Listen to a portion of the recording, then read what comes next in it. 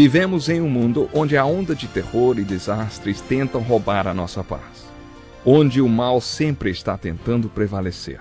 Mas vemos pela palavra de Deus desde o Antigo Testamento que o cuidado de Deus para com aqueles que o temem e o buscam é muito real e permanente. Fique atento a mais um programa Encontro com a Palavra. Aqui apresentamos a palavra de Deus como resposta a todas as mais difíceis questões da vida. Agora com você, Pastor Edson Bruno.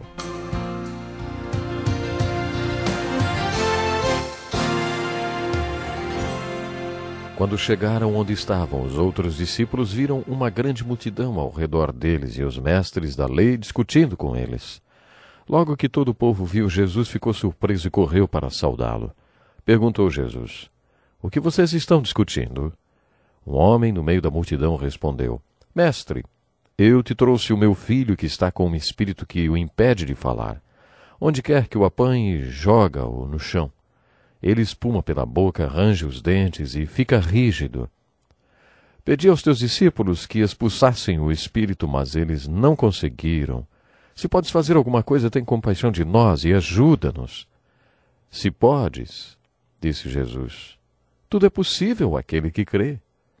Imediatamente o pai do menino exclamou: "Creio, ajuda-me a vencer a minha incredulidade." Quando Jesus viu que uma multidão estava se juntando, repreendeu o espírito imundo, dizendo: "Espírito mudo e surdo, eu ordeno que o deixe e nunca mais entre nele." O espírito gritou, agitou-o violentamente e saiu. O menino ficou como morto, ao ponto de muitos dizerem: "Ele morreu." Mas Jesus tomou-o pela mão e o levantou, e ele ficou em pé. Depois que Jesus entrou em casa, seus discípulos lhe perguntaram em particular: "Por que não conseguimos expulsá-lo?" Ele respondeu: "Essa espécie só sai pela oração e pelo jejum." Começamos o encontro com a palavra de hoje lendo o capítulo 17 do Evangelho de Mateus, primeiro livro do Novo Testamento. Seja bem-vindo ao nosso programa. No capítulo 17 desse Evangelho e no capítulo 9 do de Marcos, encontramos a história de um milagre que Jesus fez e serviu de pano de fundo para o que ele ensinou sobre a fé. Nesse estudo de fé descobrimos uma das orações mais sinceras da Bíblia. Quando comparamos os outros relatos dessa história nos outros evangelhos, observamos que quando esse homem, cujo filho estava possesso por um demônio, aproxima-se de Jesus e diz: "Se podes fazer alguma coisa, tem compaixão de nós e ajuda-nos", Jesus faz a seguinte pergunta: "Se podes?" Não havia dúvida de que Jesus podia fazer algo. Poderia haver alguma dúvida quanto à vontade de Jesus de fazer, mas quanto ao seu poder, Jesus joga a responsabilidade da fé sobre o Pai e diz: "Tudo é possível àquele que crê." Não era uma questão se Jesus podia ou não fazer, mas de quanta fé o Pai tinha. Quando o pai ouve isso, lemos em outro evangelho, ele cai no choro e diz: "Creio, ajuda-me a vencer a minha incredulidade." Todos nós temos um limite de fé. Quero dizer, acreditamos até um ponto. Quando atingimos esse limite, a fé acaba e a incredulidade começa. Ninguém tem uma fé perfeita. Todos nós deveríamos orar como esse pai orou: "Creio, ajuda-me a vencer a minha incredulidade."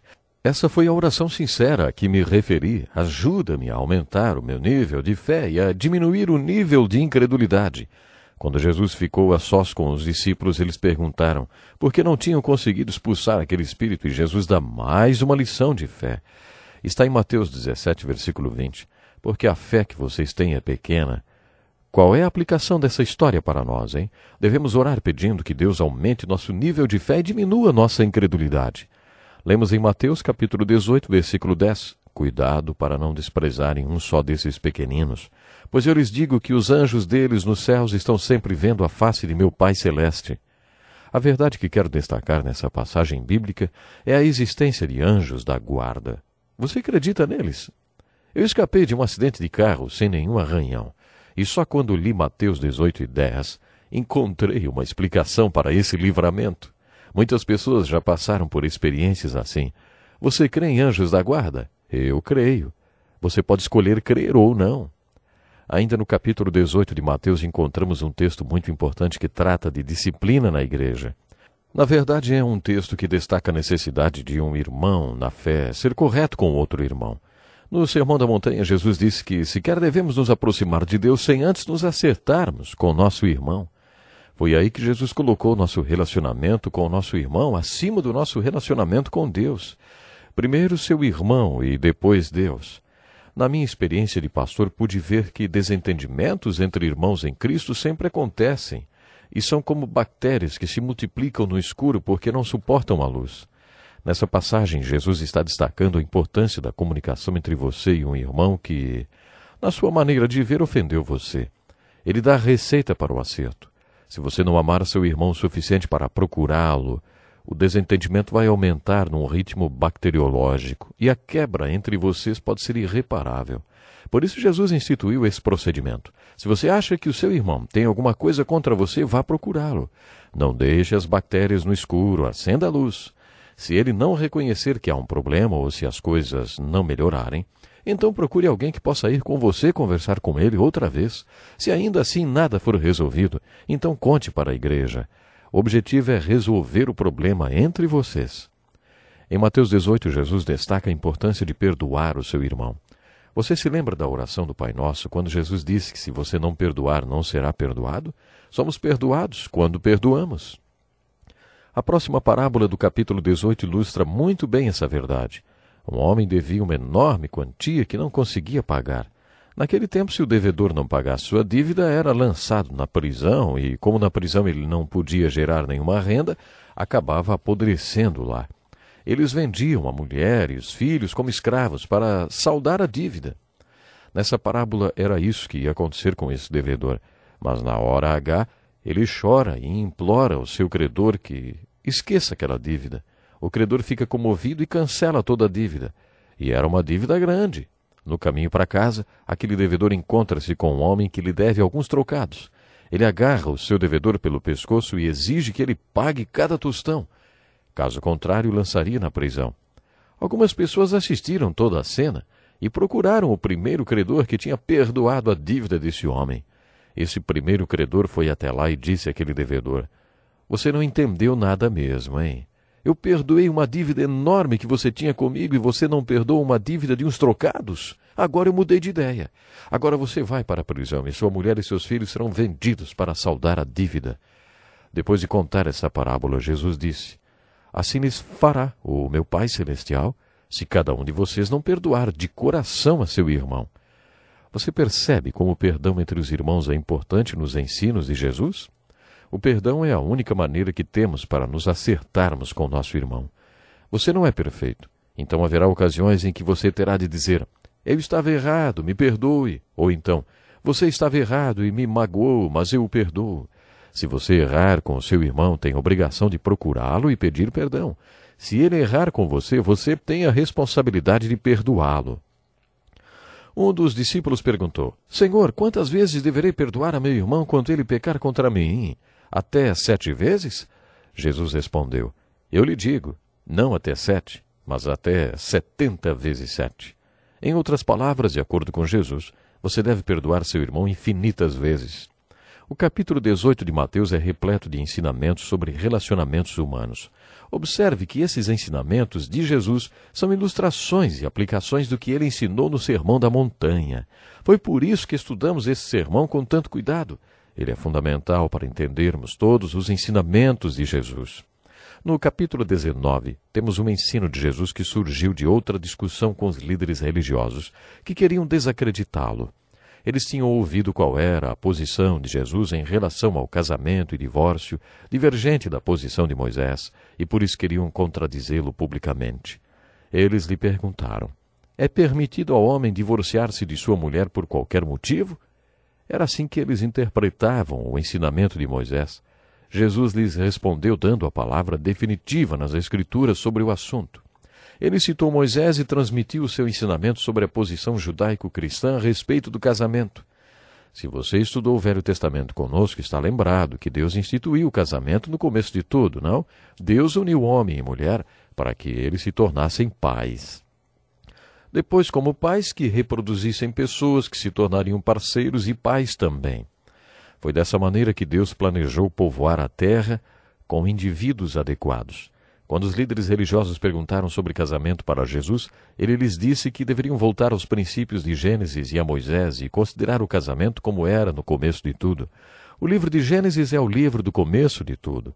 O livro de Gênesis é um livro sobre começo e Deus não nos contou tudo, passo a passo, como foi por achar que nos devia alguma satisfação, não, mas para que entendêssemos como as coisas deveriam e devem ser. Por isso ele contou algo. É isso que acontece em Mateus 19. Devemos interpretar o casamento hoje da mesma forma que Deus interpretou no livro de Gênesis. Jesus nos disse que se voltássemos ao livro de Gênesis e considerássemos o casamento como era, entenderíamos como ele deve ser hoje, um relacionamento entre homem e mulher. Antes de tudo, devemos saber que o casamento é providencial e que foi Deus quem o arquitetou. E é nas Escrituras que encontraremos o modelo para um bom casamento. Em segundo lugar, o casamento é providencial porque, num casamento feito aos olhos de Deus, dizemos que foi Deus que uniu aquele homem com aquela mulher. Foi Deus quem apresentou Eva a Adão. Foi Deus quem os uniu. Jesus definiu um casamento aos olhos de Deus da seguinte forma: o que Deus uniu, isso é um casamento, a união de um homem e uma mulher feita por Deus. Quando Jesus ensinou que o casamento deveria ser permanente e indissolúvel, um dos apóstolos, eu sempre acho que foi Pedro, disse: se esta é a situação entre o homem e sua mulher, é melhor não casar. De acordo com esse apóstolo, se não pudesse haver divórcio, era melhor não casar do que entrar numa relação indissolúvel. Jesus não disse que se você arrumasse um bom advogado, um pregador que justificasse muito bem a separação, você poderia sair de um casamento. Jesus não quer que você fique procurando uma brecha para se separar. Parafraseando, ele disse o seguinte: nem todo homem pode aceitar essa declaração, apenas aqueles a quem Deus ajudar a entender.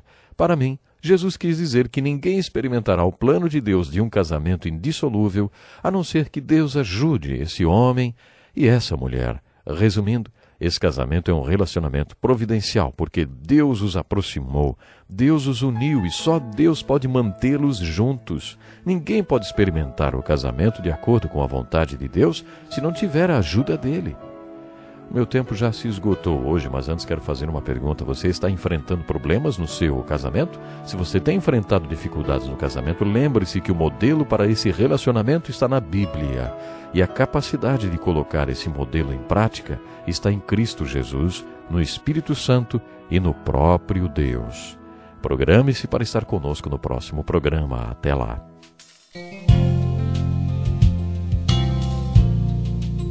Que lição importantíssima. Obrigado, pastor Edson Bruno. Prezado ouvinte, coloque em prática o que você ouviu aqui. Sem dúvida, sua vida será grandemente abençoada. Este é um estudo escrito pelo Dr. Dick Woodward, na voz do pastor Edson Bruno. Escreva-nos e solicite o material. Nosso endereço é Encontro com a Palavra, Caixa Postal 2011, CEP 89201-970, Joinville, Santa Catarina. Até o nosso próximo encontro com a Palavra.